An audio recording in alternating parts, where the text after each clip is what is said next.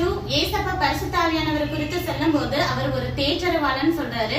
நம்ம பாரத்தோடு ஜெபிக்கும் போதும் கண்ணீர் விடும் போதும் நமக்கு ஆறுதல் அளிக்கிறவரா இருக்கிறாரு. நம்பர் 3 கர்த்தருடைய ஆவி எங்கேயோ அங்கே விடுதலை உண்டு என்ற வசனத்தின்படியாக நம்ம நோயிலிருந்து பிசாசுடைய கிரியைகளிலிருந்து விடுதலை கொடுக்கிறார்.